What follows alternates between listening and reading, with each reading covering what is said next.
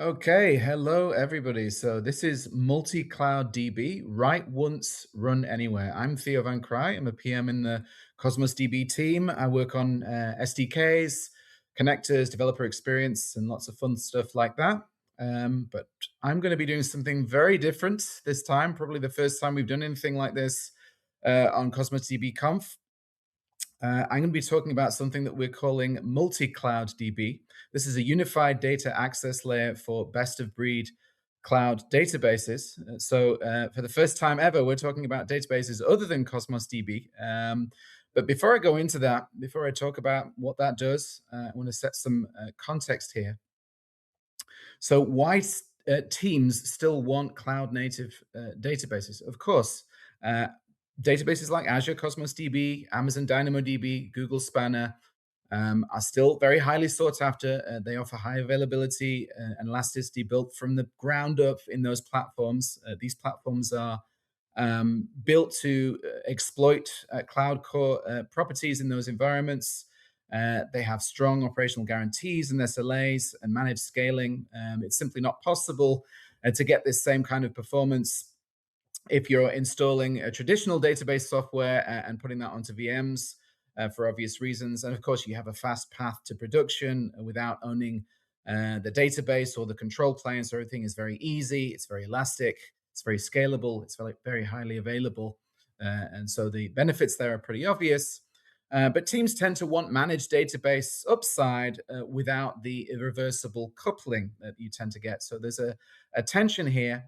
The deeper that you adopt native SDKs of these types of databases and query models, the harder it becomes to move anywhere else. So this becomes something that is concerning for customers if they want to exit the architecture or move into another cloud. And portability concerns show up pretty much before any line of code is written. And so, sadly, for us working on Cosmos DB and for our counterparts in Amazon and Google, often these very good database services get excluded right off the bat because there's no portability. They only run in Azure or Amazon or Google, etc.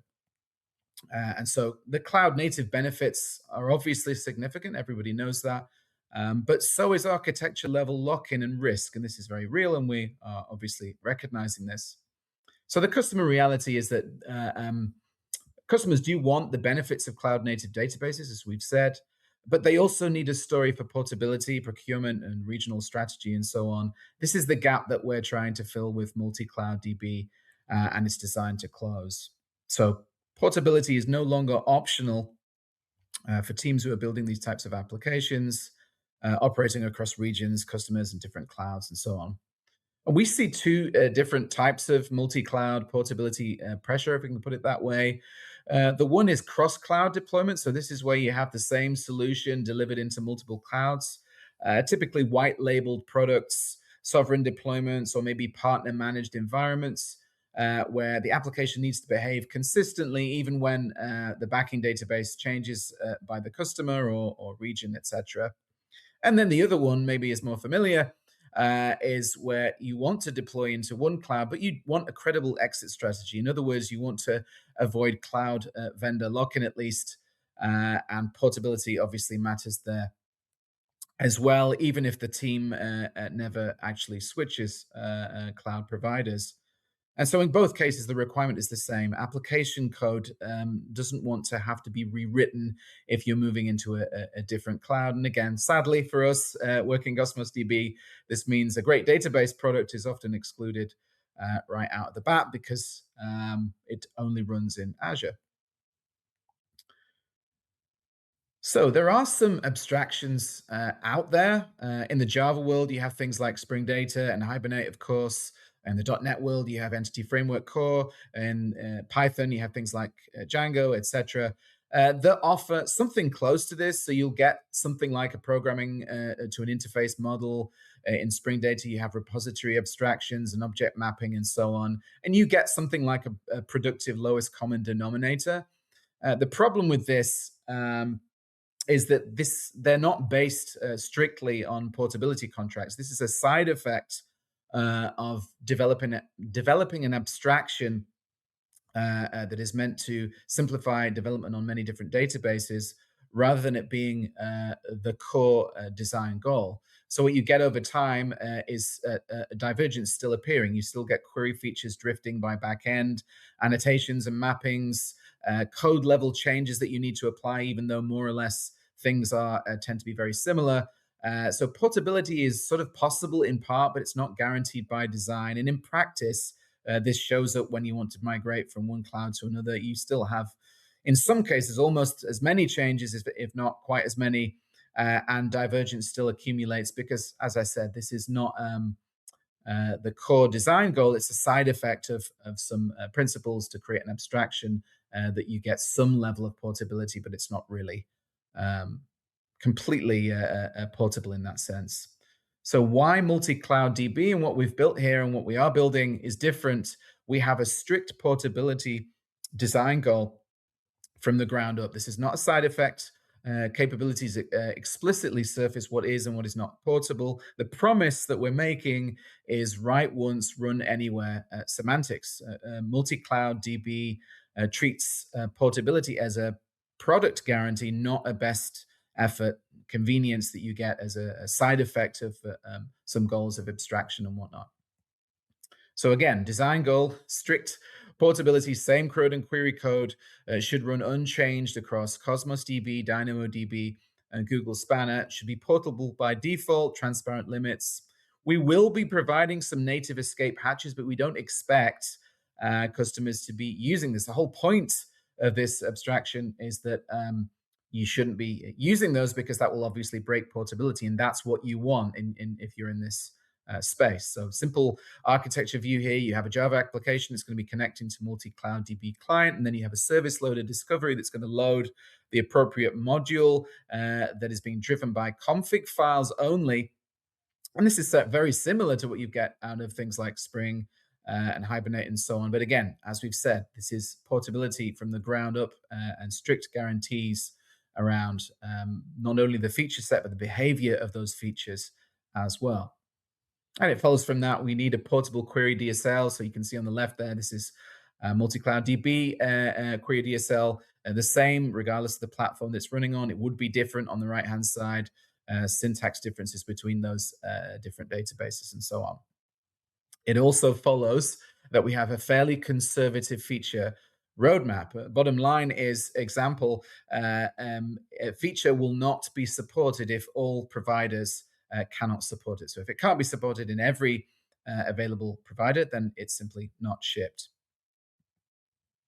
So you might be wondering at this point, why would we be crazy enough to do something like this? And the answer is, of course, we've done this before. Those of you who are familiar with Cosmos DB, Azure Cosmos DB was the first database platform to build broad compatibility APIs at this level. Those of you who've used MongoDB API, Cassandra API, Table API, Gremlin API, and so on.